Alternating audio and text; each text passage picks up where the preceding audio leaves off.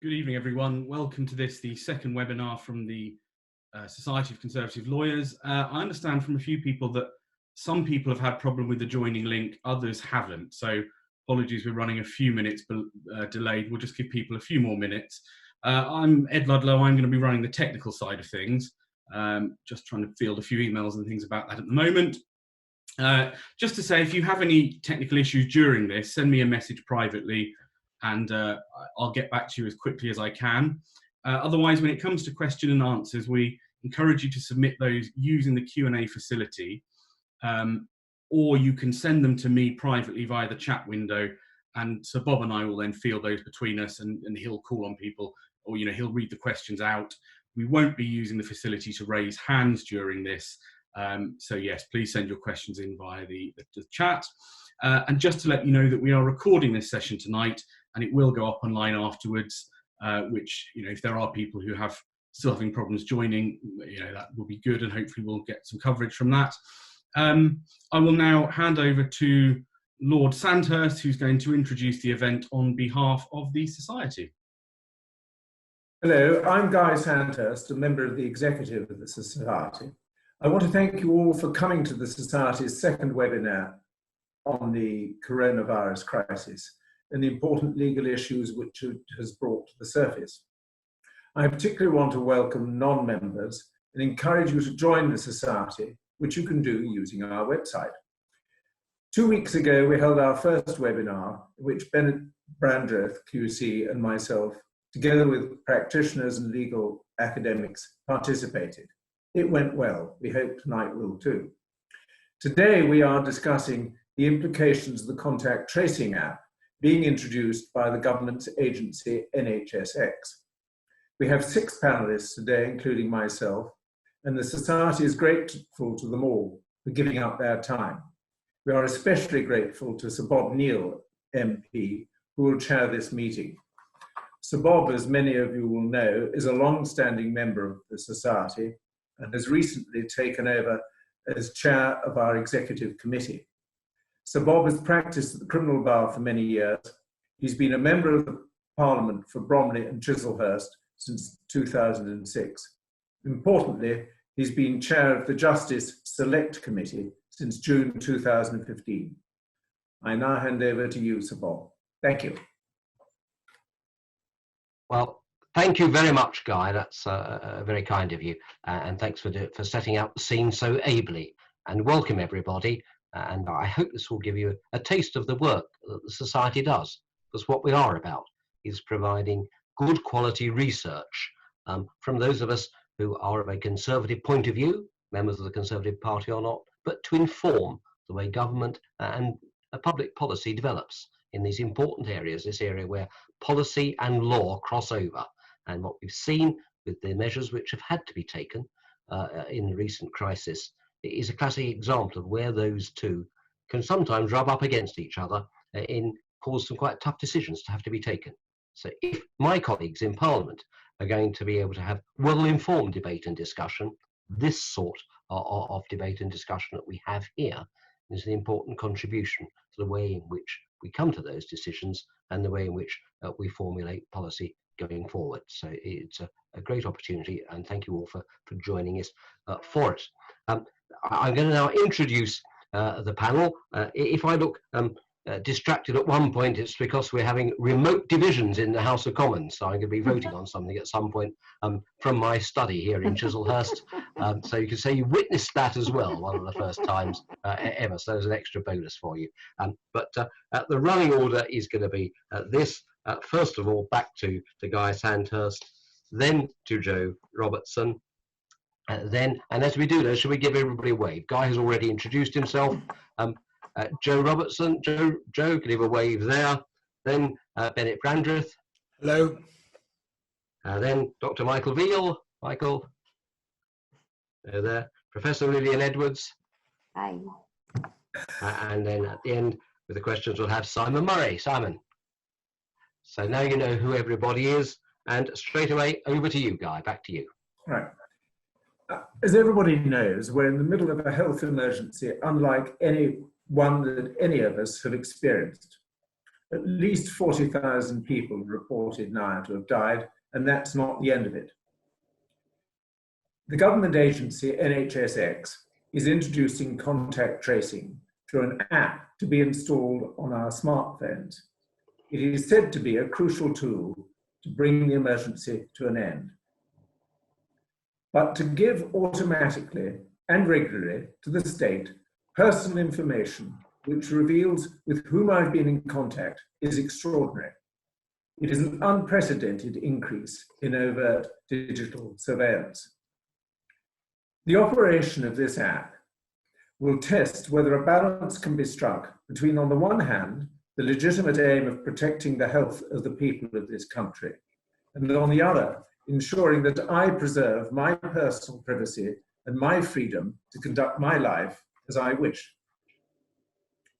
The government propose a centralised model under which I will download the app onto my phone. I will keep the phone and the app switched on at all times. It will record the identity of the phone of any person to whom I pass close and save that information. If I learn that I'm infected, I get the phone to pass that information to the central server at NHSX. The server then sends a message to all people with whom I've been in contact within a relevant time period. It tells them that they are at risk of infection, but not directly from whom. Dr. Veale, from whom you will hear later, will go into more detail about what may happen to this sensitive information about my health and my contacts. By way of information, I should also say that the Irish Republic and Germany and most European countries are pursuing a decentralized system where the information remains solely on the smartphone, never goes to a central server. Only France and I think Norway are pursuing a centralized system like us.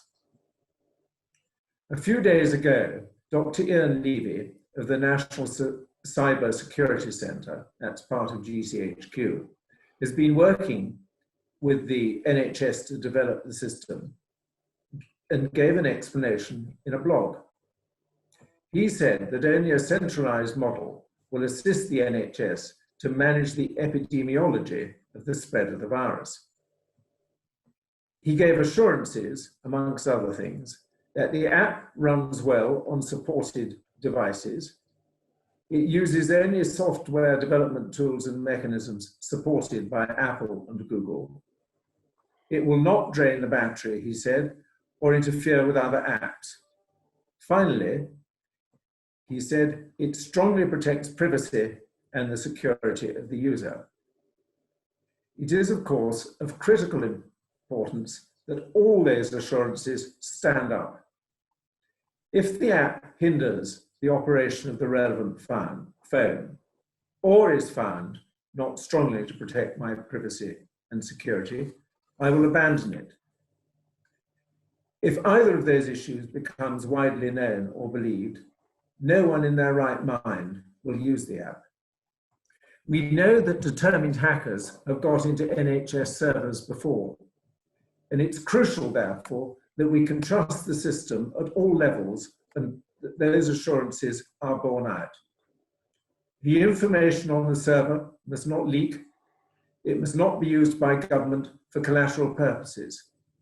There must be no mission creep going forward. Parliament's Joint Committee on Human Rights has raised important concerns. What you will hear today from others raises questions which the promoters of this app and the government must answer. Thank you, Bob. Thank you very much, Guy. That sets the scene, I think, very well for us. Well, let's find out a little bit more about the app in operation. Of course, all eyes are centred on the Isle of Wight at the moment, and joining us from there is actually going to be Joe Robertson, and Joe's going to tell us about what experiences that he's finding as to how the thing is operating at the present time and how it's been launched. Joe, over to you. Thank you. Well, I'm a lawyer and member of the Society. I work for Dementia UK, but I'm speaking in my personal capacity, and as Sir Bob has just said, as a resident of the Isle of Wight, currently piloting the NHS COVID app. I'm not a specialist in this field, so I'll speak more directly about public trust and confidence and uptake of the app's usage, which is also at the heart of the SEL paper. The first island residents heard about the local pilot was in the national news. The Isle of Wight is supposedly a place where products are often first piloted. However, I suspect few islanders would be able to point to any conscious experience of that. The national publicity and importance of this app, therefore, make this pilot rather unique. I installed the app last Wednesday on the 6th of May, having seen the link circulated on an unrelated WhatsApp group. I'll say something more about that in a moment. The official and only contact came via a letter received on the 7th of May from the government and NHS enclosing a brief leaflet. The letter explains how the app works, how to download it, and concludes by stating, and I quote, "This app does not use GPS and it does not record locations, so you cannot be tracked." I will now share a screenshot of what happens when you go through the process of installing the app on an Android phone. You will see that the phone asks for permission for the app to access the device's location. If you press deny, the app will not install, and so the only option is to press allow. You will also see stated below the pop-up window, and I quote, "On an Android phone, your location permission is needed for Bluetooth to work." This poses a question. Does the assertion, "this app does not record locations," mean the same as "this app cannot record locations"? Well, plainly no. The screenshot coupled with the wording used suggests the capability may be present in the app, and should the fight against coronavirus be stepped up in the future, a decision could be made, in theory, to utilize it. Now, I don't know whether that's the case, but the point is this. The vagueness around this is unlikely to help engender public confidence. If the system is as robust at protecting anonymity as it claims, then perhaps more could have been said in the letter to residents to encourage take-up, rather than risk people opting for deny and therefore not downloading the app when they otherwise might have done. The letter has no practical advice to promote effective use of the app, which does feel like a missed opportunity. People could have been reminded, for example, to take their phone with them whenever they leave the house. They could have also been reminded to make sure their phone is on them when they answer the door, particularly important for those in self-isolation who are receiving deliveries from friends. Such advice might appear too obvious to state. However, those who have recently moved into the world of smartphones may not be routinely in the habit of carrying them everywhere they go, particularly in the quieter island life of COVID lockdown. Furthermore, once the app's downloaded, it sits there quietly in your app store and can be quickly forgotten about. A reminder to carry your phone at all times can only be a good thing, and the letter and leaflet are so brief that there would have been space to state it. Finally, I'd like to say something about the reported statistics on app downloads to date. It's only one measure of success of the pilot, but nevertheless an important one. We could surpass a download figure that equates to 60% of the island population, but this is not the same as saying 60% of islanders have downloaded it. This conclusion cannot be drawn simply because the downloads are anonymous. There has been speculation about the number of downloads from journalists and the rest of the UK population simply interested in seeing what the app is like. I'd like to relate on a further group of people, particular to the Isle of Wight, that may also have inflated the figures further. That is the considerable second home owning population currently in residence elsewhere. Might they also be voluntarily piloting the app? Indeed, the private WhatsApp group which gave me a link to install the app is made up of 100 people or so, of whom around 70% are actually second homeowners. I suspect, therefore, a majority of that group were sufficiently interested to download the app, perhaps in the hope it will somehow hasten the day they'll be permitted to visit the island again. Thank you. Thank you very much, Joe. That's fascinating in terms of what actually happens on the ground and how it rolls out in practice. So many thanks for that. Well, I'm going to move straight on now to the co-author of the paper that the Society's published with Guy Sandhurst, and that's Benet Brandreth QC. Benet, over to you. Good evening. Yes, I'm one of the co-authors of the Society's paper on the app and its legal implications. And in my 5 minutes, I wanted to set out some of the context for the concerns that we raise in that paper. And a part of that context is very clear: the health crisis and the lockdown that has been the response to it. Now, the latter, that lockdown, has obviously imposed significant curbs on all of our lives and our liberties. And testing and tracing is part of a package of measures that might enable the stringent versions of the lockdown to be eased without seeing a resulting spike in infections as people mingle more freely. Now, one part of any discussion about the effects on privacy of this app that is to follow must therefore begin with an acknowledgement that there is an alternative that itself involves significant impacts on other rights. So there is always going to be a question of trade-offs involved, and we need to bear that in mind. Now, as I think has been explained to you, there are 2 kinds of tracing. There's manual and, at least in theory, automated tracing. Now, the disadvantages of manual tracing are mainly logistical. You need a lot of people, you need a lot of resource to perform the tracing of the people identified as having the virus. Now, the automated version, that which we're discussing in the app, is seeking to improve on that by having people's contacts automatically tracked. Now, the value of that automatic contact tracing only comes when we see a significant level of adoption accompanied by extensive testing.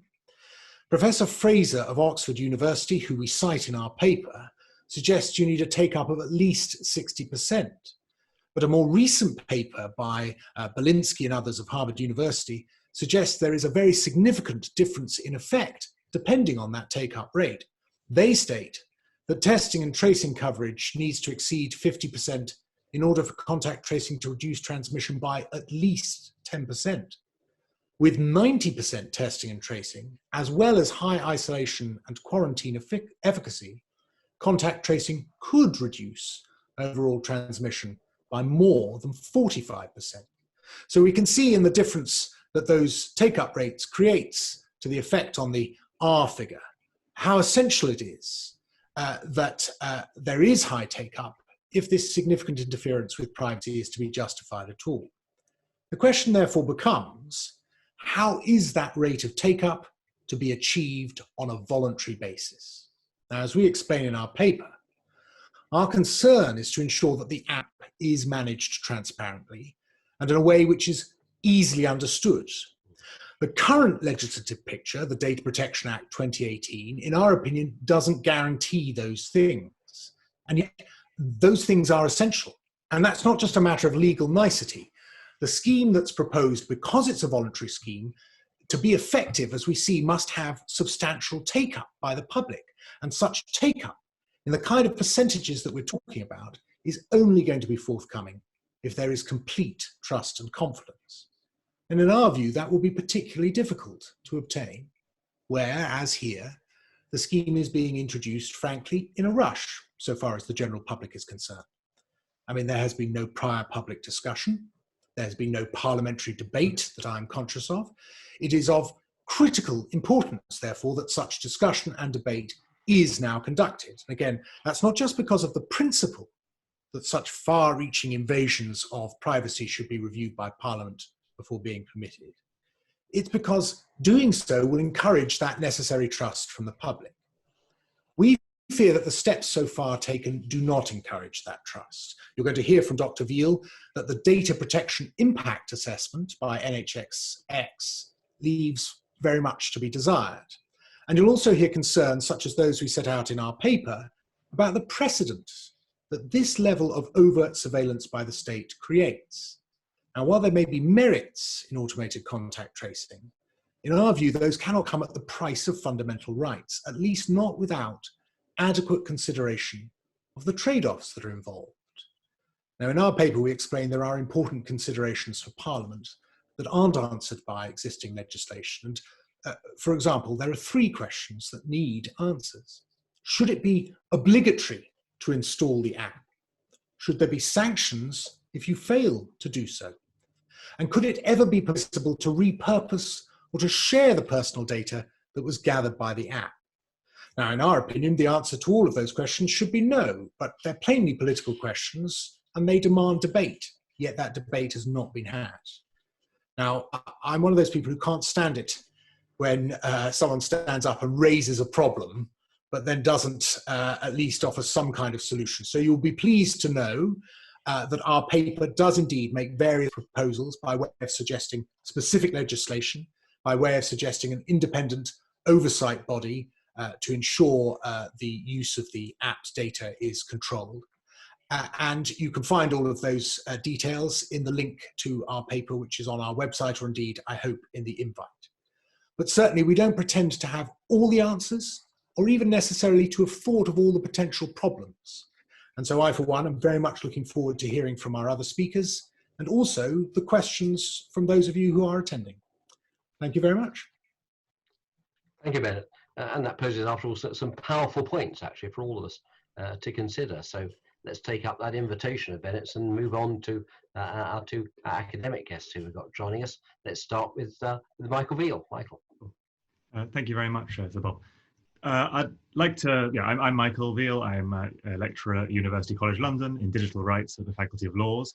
And it's been a very hectic time for me because probably about a month and a half ago, one never knows anymore, I started to get involved in a project across Europe, which was, like Benet said, I don't like people criticizing things that's suggesting a good alternative.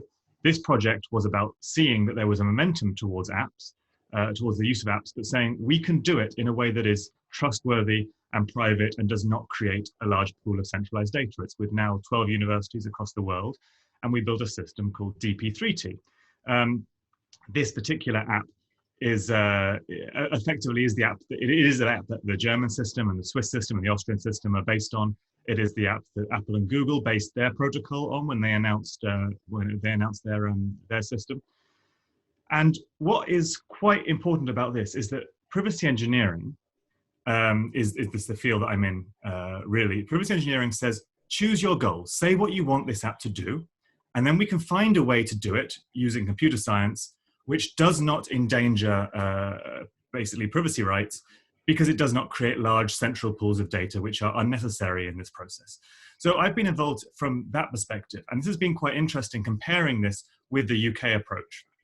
So a few things which are quite interesting and different about the UK approach. These two approaches were developed in parallel.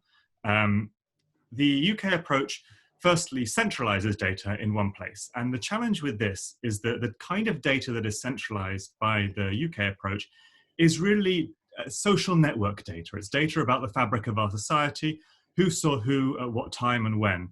And that is really a very potent source of data, which firstly, it's an incredibly expensive source of data for companies. So the reason that Microsoft bought LinkedIn was to get access to this data, and it was I think it was maybe about $1 billion. I think they paid for LinkedIn. I have to check, but it was really a very large sum to obtain this network data. So we're talking something that's very, very potent here. Secondly, another difference between the UK system and every other system that we are aware of in Europe is the focus on self-reporting. So Benet mentioned Professor Fraser at the University of Oxford. They're adamant that, and we agree, and our epidemiologists agree, you need to be fast in order for this system to work. Coronavirus spreads very quickly, and so you need to be quick. But most countries in Europe have now developed very quick tests that you can get turnarounds and results within the same day. Even Vienna Airport, I believe, you can go in and you get a test before you leave to continue into the country.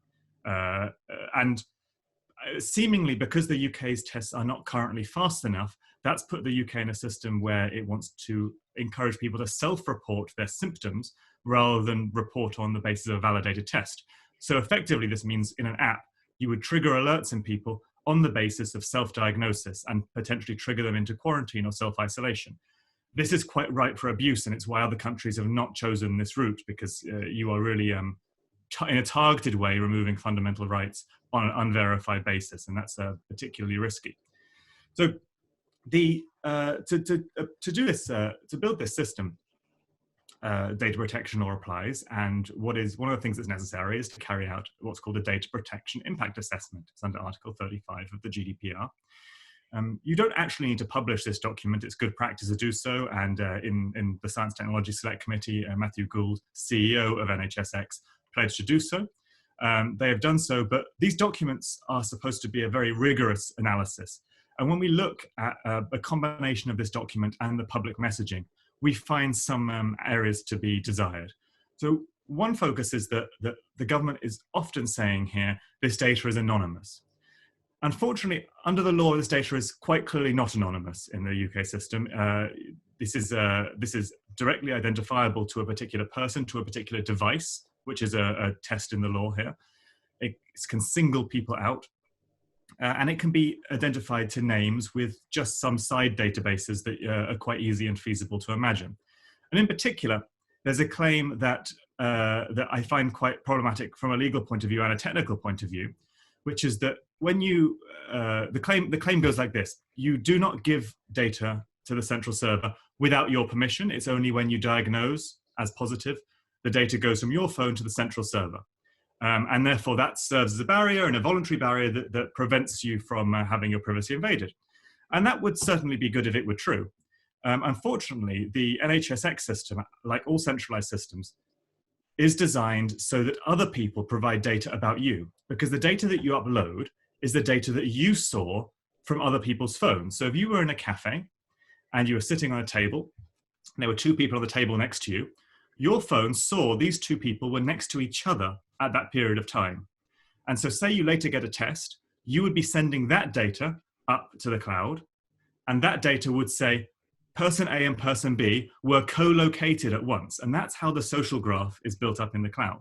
So there are questions about anonymity, and reading the DPAA, it seems like a war between people who, for PR reasons, want to say this data is anonymous, but the data protection and information governance people who have to say, I'm afraid legally this is not anonymous data, and really far from it. Another interesting question is around the erasure and access to that data. The right to access, as well as the right to erase and the right to object, are really important and crucial rights in data protection law. It was quite concerning, I think 2 weeks ago now, that Matthew Gould in the Select Committee, Science Technology Select Committee, Common Select Committee, noted that there would be no way to re-identify the data in the server because it was technically not possible. And I've been writing that's really not true. It's only technically not possible because they've designed it out of the system. And to design it in would be effortless. And that appears to be a breach to me of a principle called data protection by design, which is Article 25 of the GDPR, where individuals would be designing data rights out of a system rather than in. So these issues are initially key. There are also questions that relate to the need for legislation.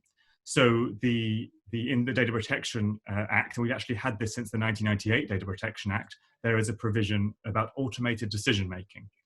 And automated decision-making is when it causes a significant effect or a legal effect on an individual, it requires a lawful basis. And in this particular situation, that lawful basis doesn't appear to exist from my analysis. They point to a statute, the Confidentiality of Patient Information Regulations, which does not provide a lawful basis for a decision. It provides a lawful basis for processing data. And we've actually seen the Court of Appeal highlight that that's not the same thing. The reason that they had in the Court of Appeal was effectively that if you think that decisions count as processing, then the principles of fairness in data protection law start to extend to all private sector decisions that involved a computer. And that's a very worrying extension, because that's almost like applying a public law standard to private law decisions. And that's why they avoided that creep. And so we actually have some quite clear, in my view, case law on this that really makes this clear, if it wasn't already clear from the text of the statutes, which I believe it is too. And so all in all, you've got this range of, another thing you have to do in data protection, you have to evaluate all in all a range of risks in a data protection impact assessment, risks to fundamental rights and freedoms, and indeed all fundamental rights and freedoms, because data protection law is really meant to deal with power imbalances in the information age and the information world of all types, such as discrimination and so on. That's its role in the Charter in Europe, and it's the role in UK law here. And what we find in the list of risks, which was only recently released by the government, the risk register appears to be very sparse, not really analysed properly, and appears to write risks down as low risks. These are risks which include my team in Switzerland and Germany and Belgium who are working on this issue. We can prove this mathematically. These risks include that every single Bluetooth tracing app you could design allows you, a tech-savvy user, to identify whether the person next door tested positive for coronavirus. You have to be a bit premeditated. You have to plan a little bit, but that is an inherently possible thing to do. And that's a very high risk if you consider, as the UK do, this is confidential patient information. Yet it's written as a low risk in the system, in the data protection impact assessment. And so we see some of these incongruencies that I think need ironing out. So particularly concerning because it's only when you identify high risks is there an obligation to consult the Information Commissioner, and to my knowledge this has not happened. So it's we find problems there. So I think to finish off on this, we can talk about a centralized or a decentralized system, and that's one thing that I do. I think that a decentralized system is the more proportionate one, and the one which balances rights and freedoms in a better way. But even without that, there are significant questions of the lawfulness of this approach, and I would advise that a statute would be required to authorize this system, let alone, I think, as Professor Edwards will talk about, other reasons beyond privacy and data protection for such a statute. So I'll leave it there and move on to Professor Edwards. Okay, well, thank you very much, Michael. Again, important issues that you raise. And Professor Edwards, Lilian, over to you to pick up from that point around statute and other things. Yes, are you sharing the slides? Yes. Yep, Ed's got those up and running. I'm afraid I'm anal enough to always have slides to talk to. And can we have the next slide? That just gives people, anyone can have these slides that they want. There's only about you've got my email address. So yes, as Michael's just been explaining, there are some very serious issues arising here about the choice of technical architecture. And a lot of the debate that has been fanned in the press has been about this question of whether to build a centralized system where you've got this possibility for central access by the government to the social graph, the proximity data that's being collected, which is potentially very privacy invading. Or we've got the suggestion of a decentralized solution, which is the one that's really been supported for a while now by Google and Apple as a proposal, and which has really gained swathe across Europe. And one of the things that I became worried about as an IT lawyer, as a technology lawyer, rather than being a coder, was that this debate was bogging down in the technology, that it was becoming what is sometimes rather grandiosely called techno-solutionist. It's going to be one of these technological solutions that's going to save the day. Whereas it seemed to me, as Michael's already been talking, that, you know, code does not replace law. It does not replace legal safeguards. Indeed, it doesn't replace ethical safeguards, but let's get the law right first. And I was slightly dismayed. I think it was probably just a flourish to see in Ian Levy's blog that was mentioned, the security and privacy blog, it started with the rather strange phrase, code is truth, which I think is actually a reference to open access principles, that if you can see the code, you can see that there's nothing nasty hiding in there. But it still struck me as rather an assertion of the power of computer code over what Larry Lessig used to call legal code, law.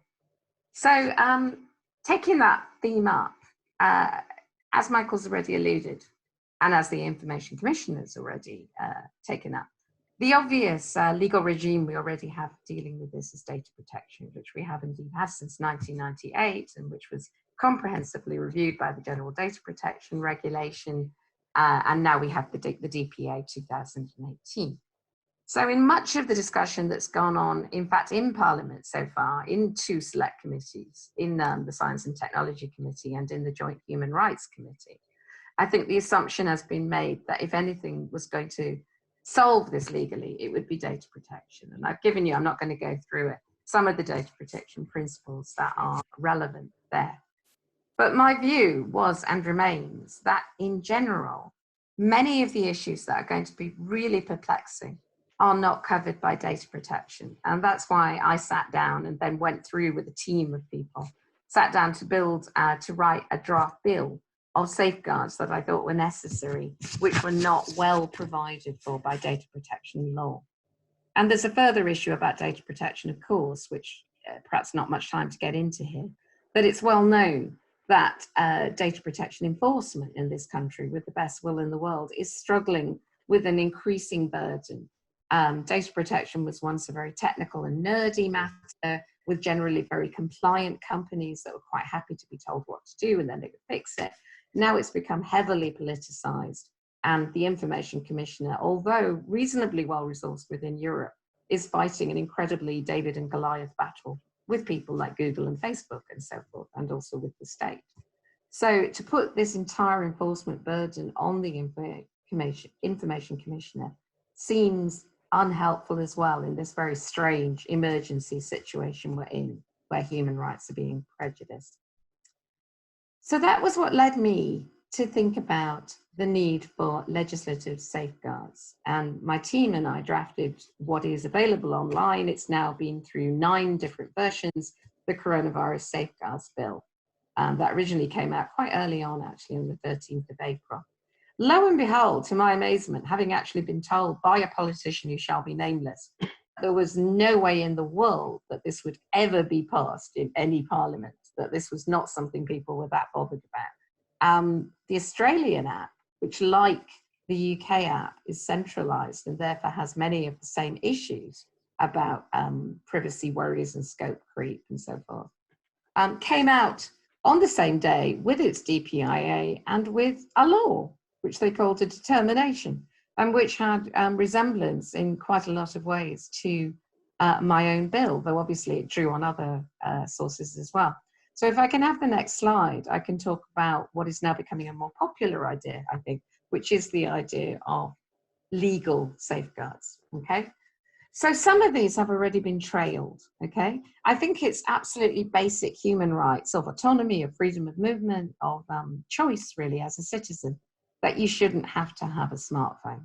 And those who don't have a smartphone or similar device, which is about 20% in this country, are often the most unempowered in our society. They may be poor, they may be non-techno literate, they may be old, they may be disabled, they may not be able to act, they may have accessibility problems.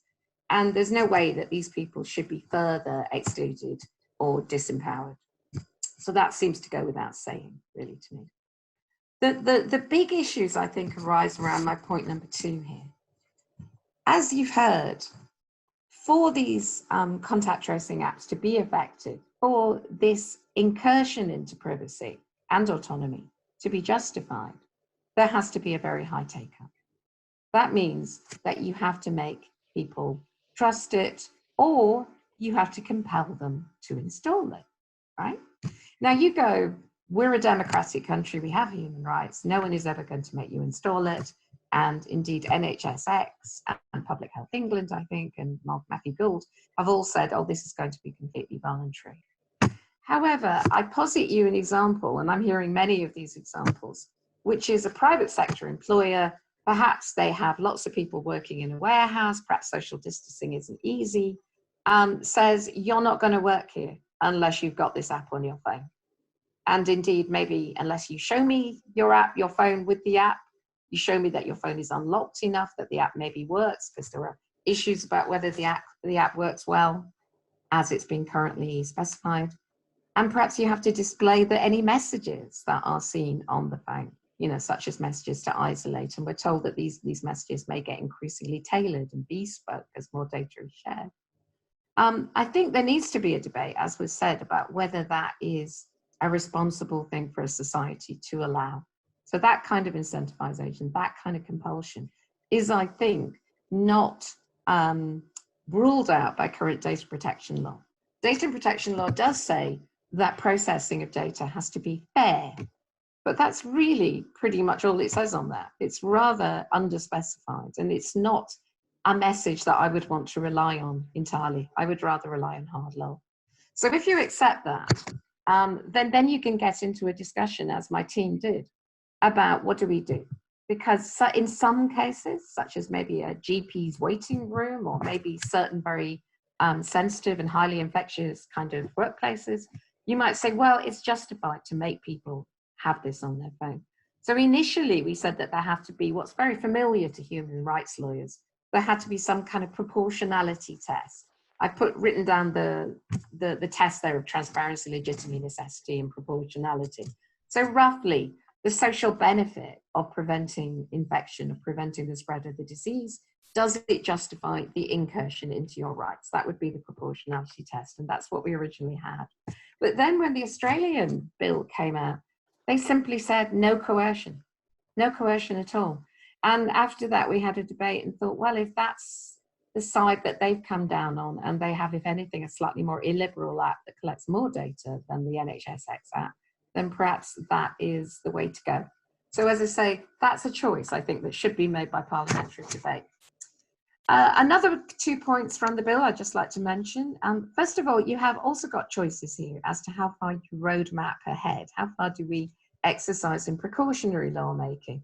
Now, that's difficult. It's very difficult to make law right now about what have become known as immunity passports. So we may move from just having apps that give us notifications that someone has been near us who may or may not be infected. We may move to having antibody tests that actually work, and that's not at all clear if we have that yet. We're not even sure if antibodies give you immunity, but if we go through all those hoops, it looks likely that the UK and many other countries would start to issue people probably electronic credentials attached to their phone that would indicate that they were immune, and therefore perhaps that they were given more freedom to go back to work, to go into risky areas, to go near vulnerable people, to become carers, that sort of thing.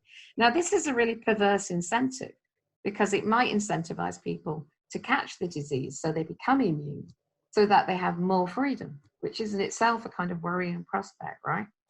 And the immunity passport itself is quite worrying, because its intention is to discriminate.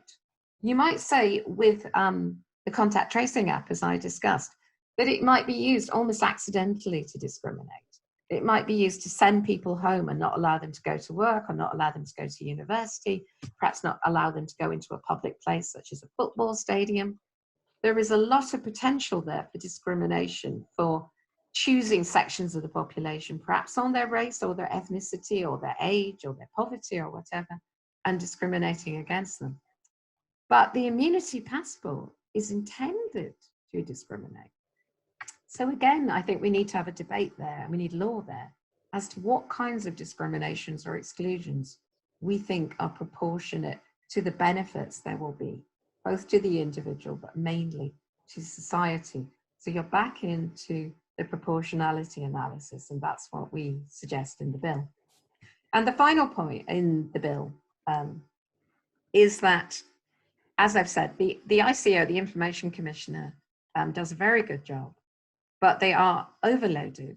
And furthermore, this is an intensely politicized area where essentially you're asking the ICO to be placed in the position of advising the state, but also of safeguarding individuals from the state. Now, this came out at the Human Rights Committee. And indeed, this is how data protection law is written.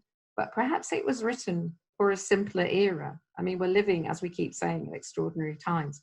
And it seems to me that it would be easier and more effective to have an independent oversight commissioner, an independent watchdog, that would perform the same kind of role that the investigatory powers commissioner does in relation to that heavily politicized legislation, in that they could oversee the entire working of the Act, as well as perhaps take up individual complaints from those affected. And as I've been going on a while, I had another slide, but I'll just stop there and I can maybe answer any other points and questions. Okay, well, thank you very much indeed, Lilian. Well, some useful thoughts from all of our panelists. And so let's throw it open to some questions and see what there is to say. What I've got so far is it's sort of a comment, but it is something we could talk around from Mark King. And Mark says, well, his view is the NHS app is for self-asserted symptoms, not certified test results. And he says that's a significant difference which is why they need to be central.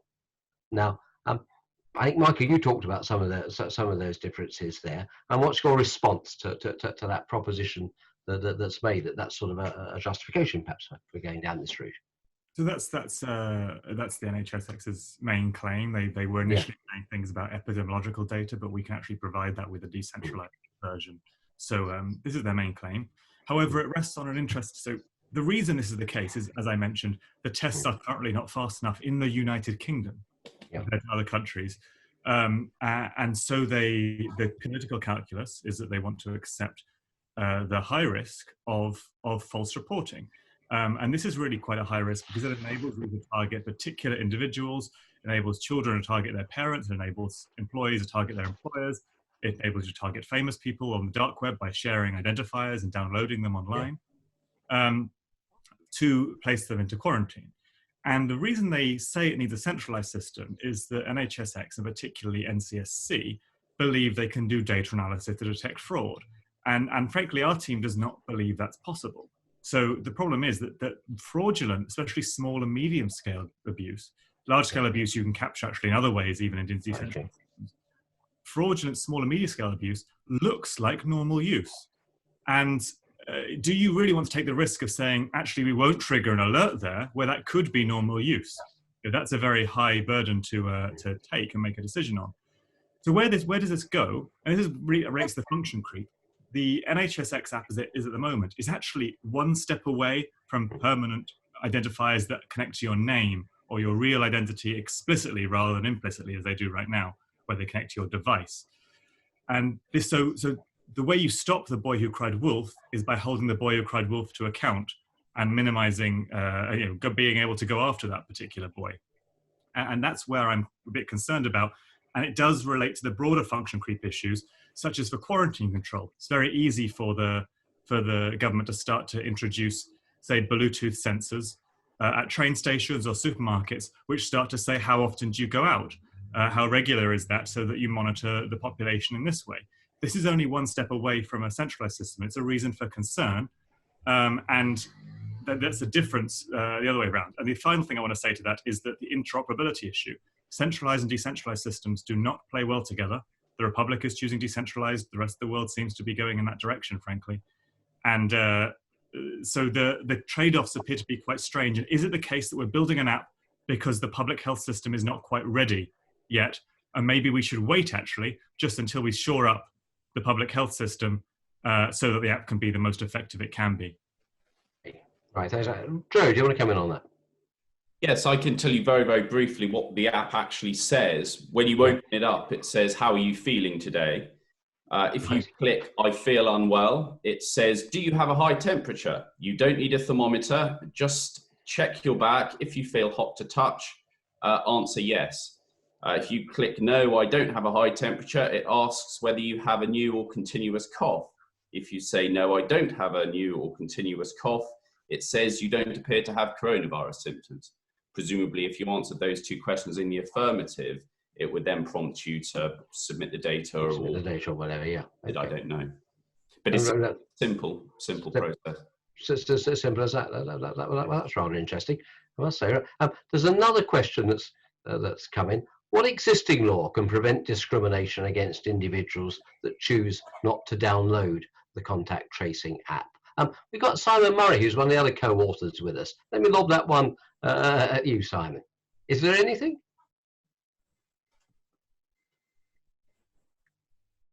He's mute. Are you unmuted, Simon? You'll unmute yourself.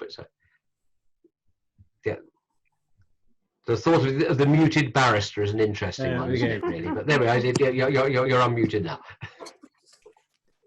Over to you. Yes, I don't think that there is any legislative protection that, or indeed anything which, under the Equalities Act, which would, I suppose you could run an argument that if a shop, for example, a supermarket, were to say you can only come in if you can show that you have downloaded the app,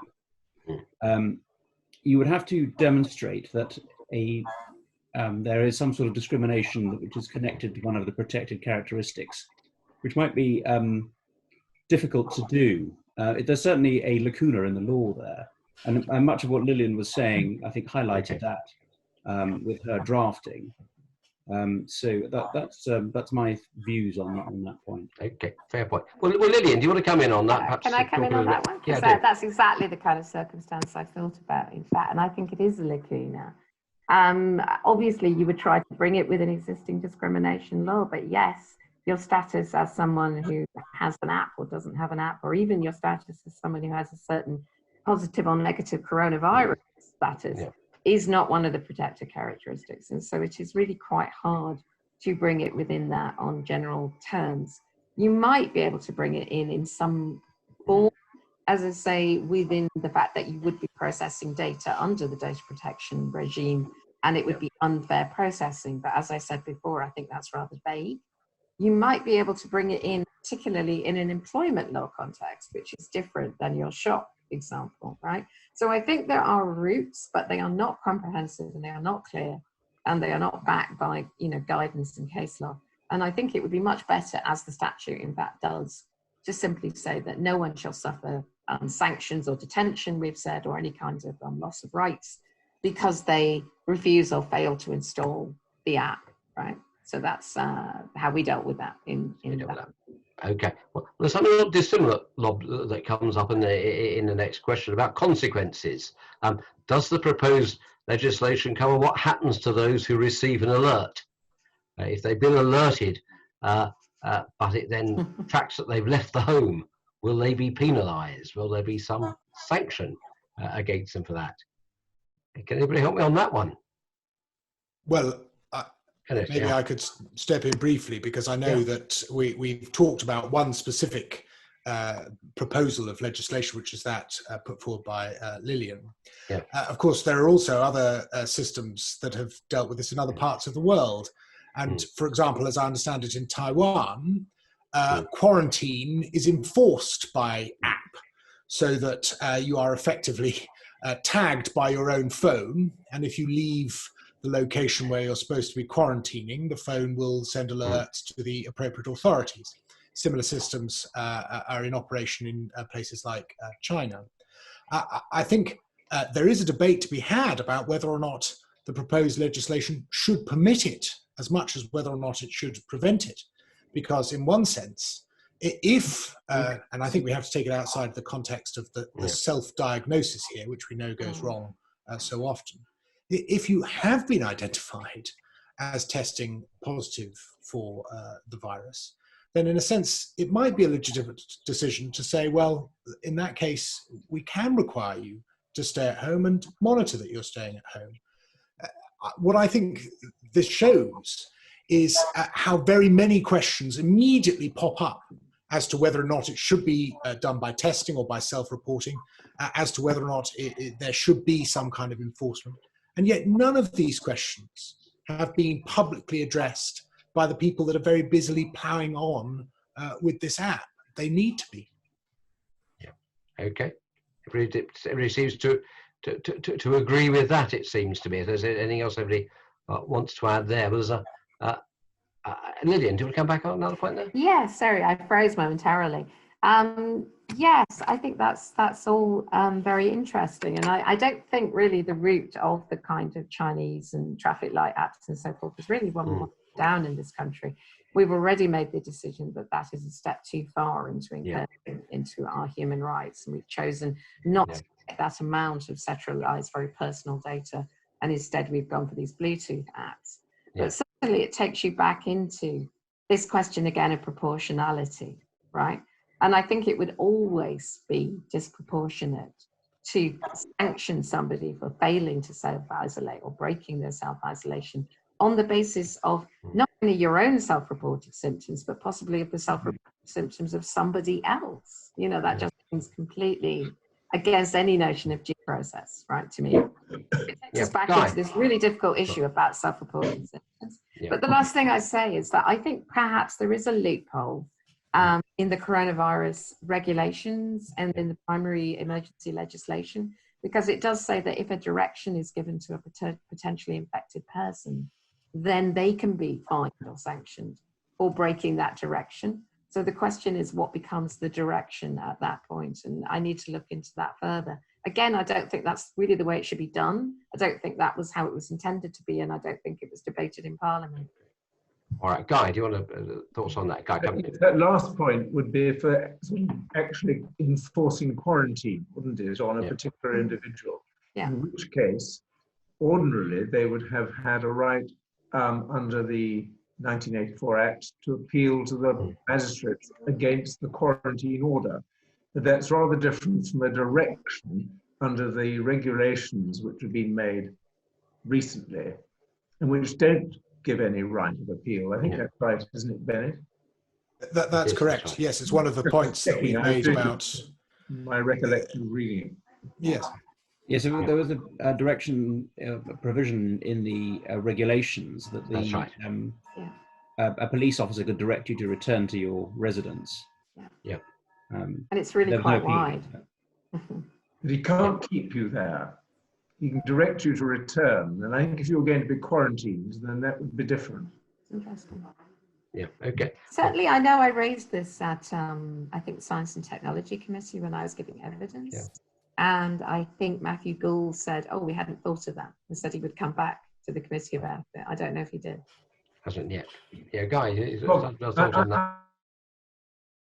What this recent discussion, on top of everything else, shows is that Parliament has simply got to look at this properly. There's a very helpful report from the Joint Committee on Human Rights. Yes. There are a lot of important issues, some of which are longer term, some of which are short term and immediate, some of which are practical, some of which are more theoretical.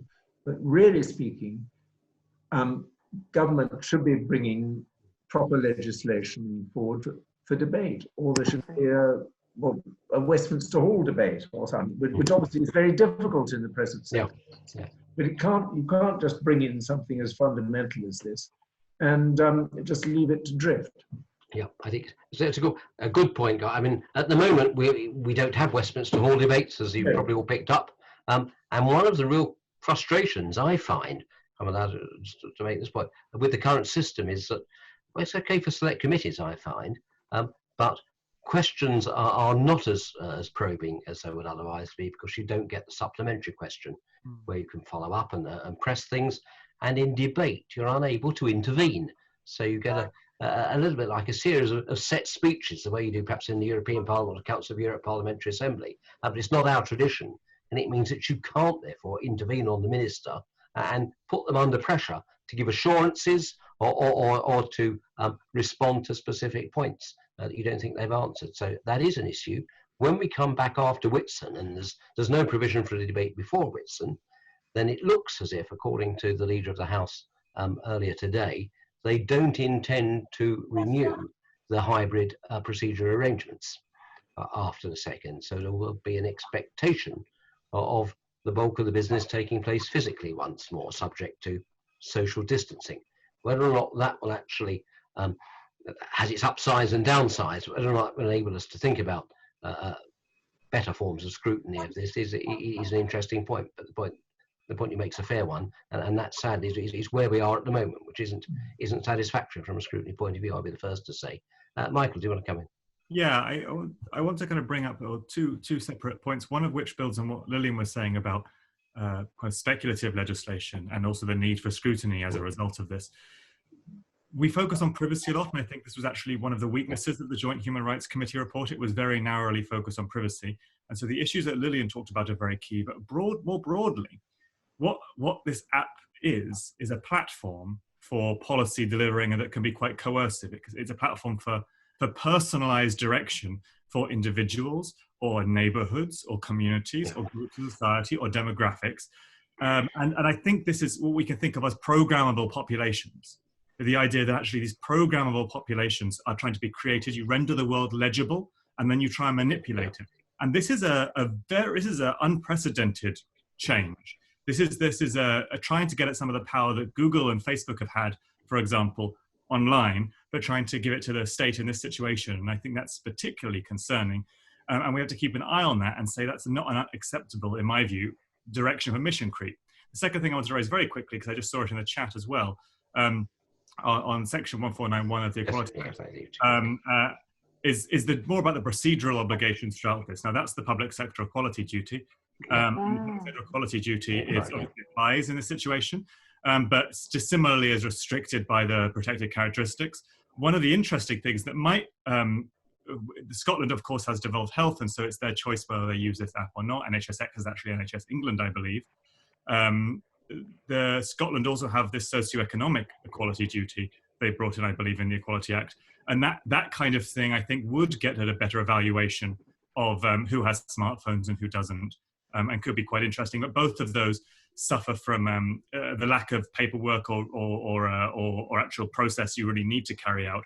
And one thing that's quite interesting is the Isle of Wight is perhaps not the best place in the country to be piloting an app on the basis of either of those duties, because you might be wanting to look at basically much more unequal urban areas would come to mind as somewhere important to think about.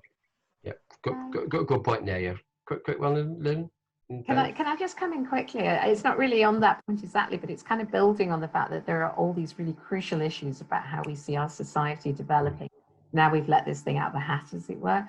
And I really feel that this does need a parliamentary debate. And I wanted to ask you guys here, as the MPs and peers and so forth, the Human Rights Committee did make this very strong recommendation to Parliament that it pass a bill, and they went and got a bill drafted in 3 days, I think, from when they heard evidence to when they issued their report. Quite remarkable speed. Now that bill, in my view, has got some severe gaps, although it's very nicely drafted in places, and that it's very privacy oriented, it's very data protection oriented, doesn't cover a lot of these issues of coercion and discrimination, but nonetheless, it's a start. So I would like to know really what do you think happens next? I mean, they've recommended Parliament to pass this bill. What was the next step? Well, they can't compel the business managers to make the time for such a bill. And of course, ultimately, it'll be down to government to introduce it. And at the moment, I don't see that being proposed. Let's see how this develops. But it would need the government basically to bring the bill in. It's worth also just noting that the Liberal Democrats, I don't know how many of them there are left, also proposed a bill of this kind today. Yeah, fair point. Benet. I just wanted to add to something that Michael said, and I think it feeds off what Lilian has been talking about, that we have here an example of something that's going to be an increasing issue, which is the ability to overtly, not covertly, but overtly surveil the people in the United Kingdom. And the power of technology to draw tiny pieces of information from disparate sources and bring it together in a way that the sum provides tremendous, terrifying insight into our lives, is something that we need to be thinking about. If we don't get the approach and the precedent right now, when the justification is so clear, then I think we must be very worried about the future direction of travel, because it will be said, well, look, it went past on this occasion, why will this be a problem in the future? When actually, I think we're all saying here, there's a massive problem here of failure to think through all of the possibilities. This is a good moment to get a grip on that. And blessedly, it also appears there are a huge range of people who've actually done some of that thinking, who have draft bills to offer, who've got some insight onto the technology. We've got to hope that Parliament takes advantage of all of these offers of help. Fair point. Let me just, I'm going to move on to another quick question if I can. It's a factual one really, and perhaps Joe, you can help us on this. Someone says, is there a privacy statement in connection with the app which rules out sharing with third parties or sale to third parties? Have you managed to find anything on that? I mean, certainly not that I saw. And there's nothing, I have read terms and conditions, click I agree. There's nothing on those lines. There's very little in the way of small print. The leaflet's quite basic. I quoted it said about locating you and not locating you, being able to. It's all really quite simple and basic. It's very easy to do. And you don't really have to have shown you've read anything, as far as I can tell. Okay, well, there's a pretty clear answer to that one. Doesn't seem to be. We talked about the public sector equalities duty. Another question around it, equalities. given that the virus disproportionately affects older people, does the app potentially give rise to equality issues from a legal point of view from that perspective? Thoughts? Yeah. Who wants to say? Simon, you want to unmute yourself again? Yep. Somebody has suggested that there may be a potential angle on the indirect discrimination. Yeah. And that thought crossed my mind as to whether you could say that it disproportionately impacted on older parts of the population. I still think it's still beset with the difficulties that Dr. Veale identified. Yes. Which is that it's very hard to, it's got specific discrimination arising from a non-use of the app or non-downloading of the app. You need then to tie it to the fact that it was because that person was old rather than any other factor, or because there was some other reason. It seems to me it's still not apposite, really, to the task in hand. I would like to say that it was, but I think it's too beset with problems. Yeah. Anybody disagree with that? Lilian? No, I think people seem. No, I think that's right. I've thought about that one myself. I mean, it is a kind of relevant factor, but it's not the factor on which the discrimination occurs. Yeah, no. So I don't think it works. Yeah. There is a fairly detailed privacy notice for the app. Michael probably knows better, actually, because he's the one who's been going through the youth game. It's not at all easy to find the various documents, and I hope that will be tidied up. It's not even easy for the ethics advisory board that I'm on to find these documents, and sometimes they're not in a great state, sort of with typos and previous versions and so forth. So that's something, again, in terms of openness and debate, that really ought to be fixed. Yeah. Michael, anything to add there? A little bit. There is a website that is also quite hard to find that does. I think we linked from the App Store page. Yeah, that's what I was just looking for. It's actually quite internally inconsistent. It doesn't contain all the information that you would require under Article 13 of the GDPR, and it also doesn't. For example, it says the data is anonymous, which is not true. And then later on, it says, if you use this app illegally, we will re-identify you and give the information to the police. And so even just through reading this, somebody will be quite perturbed. Sure. They can do that is because the data was never anonymous. But I think one of the problems with this is that there is so much energy to get uptake that it's being oversold, both in terms of efficacy and in terms of protections, and words like anonymous want to be used. Whereas realistically, this is why I think the Google and Apple, and I have complaints against both these companies, regulators around the world, they're not usually my friends in this situation, have put together a very sensible proposal. If not only because it will be more easily built into smartphones, it will work in the background smoothly without the issues the NHS app has had. I know people are saying that battery life seems to be fine, but what we're worried about is battery life is very hard when you're in crowds. And of course, that's not really being tested in the Isle of Wight.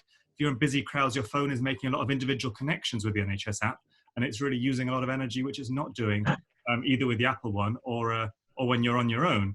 So all of these things all kind of come together, and there is a real question as to the efficacy and uptake and trust. So they all kind of come together to say, why have these decisions been made?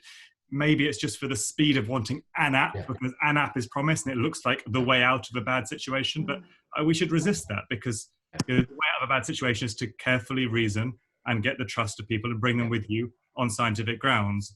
And maybe rushing it is not a great idea. Yeah, okay, fair point.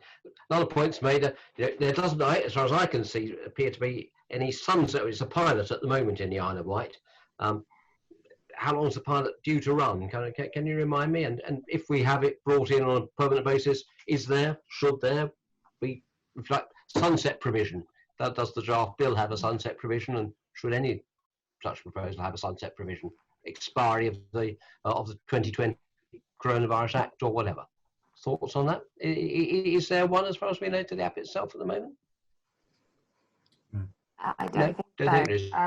There is. I say I'm on the advisory board for the app, and I don't believe it has, because it has no primary legislation. No, quite. It's known to underpin it, so you can't have a sunset provision for something which doesn't have a legislative underpinning at the moment. Yeah, Should it become I don't permanent? think giving it a legislative underpinning would help with a lot of problems. That's how you do it, isn't it? Yeah. As for commencement, I thought I read yesterday or this morning that they are planning to roll it out throughout England pretty soon. Yes. According to today's Times, yes. Or something like That's that. right, it is today's Times, yeah. Yes, it's meant to be coming out in sort of mid to 2/3 of the way through May. I've heard the date May 25th mentioned quite a lot. It's certainly going to be around that time, I think. Yeah, no, that's a fair point. Back to the point, if you do that, then can you do that without some legislative framework to control that? Well, look, we've had other questions as well, but I'm conscious that we've gone on nearly 15 minutes beyond the time that we were going to deal with. And I think we've dealt with as much as we can on the legal matters. There are some interesting ones which I'm not sure any of us can answer about what you do in areas of bad mobile phone connection and so on. That hasn't happened in the Isle of Wight so far, Joe, by the look of it. But yet more practical things. And if there are further thoughts, let's feed them in. So I think I better bring it to a close now. Can I thank all of our participants and panelists for coming along. Thank you very much for what I think is a very powerful and fascinating insights. And also to everybody who's attended and listened in, thank you for sending in all your questions. I'm sorry we've not been able to make absolutely all of them, though we have managed to do quite a lot, which is good news. And if there is any more feedback, please don't hesitate to contact Cherry, our administrator, or on the administrator email address that we've got up on the website. If you're interested in what we're doing, if you think that the work of the society is worthwhile, useful, interesting to yourself in one way or another, as Guy said at the beginning, please don't hesitate to join. And if you are a member already, then please do get more involved. And research is one of the key ways in which we do it. The USP that I like to think we have within the Conservative Party is that we bring well-evidenced, soundly based, academically strong and rigorous research to the policy debate in these legal-political areas. So the more of you can help with that, then I would appreciate it, and I know all of the society would appreciate it. So thank you once again to all of you. Thank you to Ed for running the tech so smoothly. That's great. Thanks to Sherry, our administrator, for setting everything up. And thank you all for your participation. And we'll look forward to, no doubt, more of these coming forward, because it's been a good format. And I think we are learning as we move into the age of advanced technology, there's more the society can do down this sort of route. So thanks again. Have a great evening. Whatever the appropriate guidance is, be careful, cautious, wise, use your common sense. Above all, I'm out the French one, soyez prudent, and stay safe. Thanks a lot, everybody. Good night. Thank you very much. Thank you. Yes, thanks, everybody. Bye-bye. Bye-bye. Cheers. Bye.